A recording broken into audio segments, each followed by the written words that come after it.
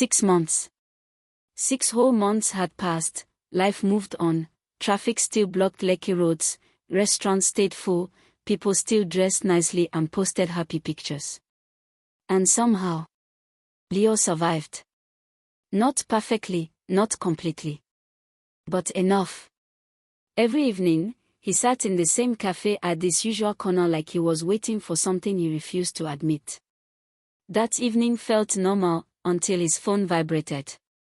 Again, from an unknown number, the same message, "Thank you for saving me and teaching me how to feel." Attached was a photo from a prison visitor area. Leo looked at it again, then suddenly, he stopped. His eyes narrowed. Someone took that picture. Not Zora, someone else. In the glass behind the visitor chairs, there was a small blurry reflection of a man watching. Leo sat up because something was wrong. The next day, he went quietly to check prison records. No drama, no police. Just questions. He checked visitor logs, dates, names, but found nothing. Nobody entered and nobody saw Zara. But somehow, that picture existed. Leo walked outside, and for the first time in months, fear came back. His phone rang. It was a call from an unknown number. He answered, but there was silence, then a calm male voice, "You think Project Lekki ended?" Then the call disconnected. Leo stood frozen. That sentence sat inside his chest. Project Lekki. Not Zora, not Desmond. Project. That meant structure and organization, and of course, that meant more people. That night he reopened every file, transfers, chats, companies and old evidence. Hours passed, then he noticed something. Money kept moving, even after arrest, after Zara, after Desmond. The system never stopped because someone was still operating. So Leo booked a prison visit. Desmond walked in, but this was not the same Desmond. No expensive smile, no confidence, just tired eyes. They stared at each other, and after a long silence, Leo asked, "Who are you people?" Desmond chuckled small and said, "You arrested employees." Leo didn't move, he was shocked. "We were workers. We called him, the architect." Leo felt cold.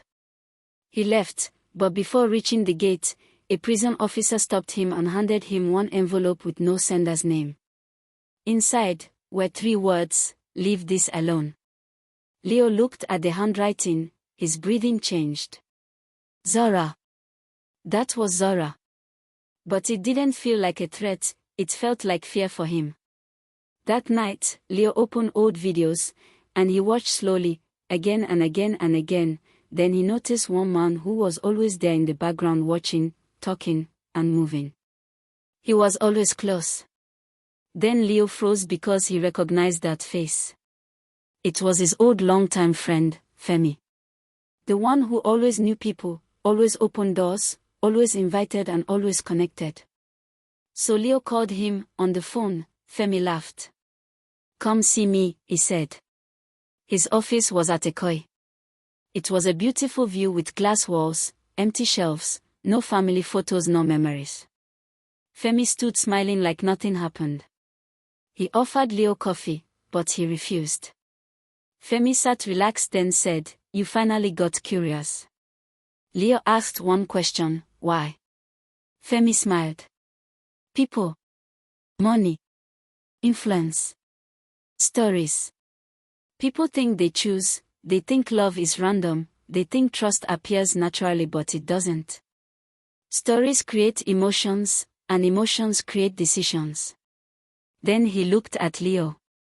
"And Zora. She broke the rules." Leo looked up. Femi played a security footage of Zora crying and begging because she wanted out. She wanted to stop, but nobody leaves easily. Leo stared and everything inside him became quiet. Maybe she lied and destroyed things. But maybe she loved him too late. Femi closed the video again, slid one folder across the desk to Leo. He opened it, and inside was his name. New position. Recruiter. Partnership. High salary. Benefits. Replacement. Femi smiled and said, "You already understand people." Leo looked at him, closed the folder, stood up and walked out. No speech, no anger, he just picked up the folder and left.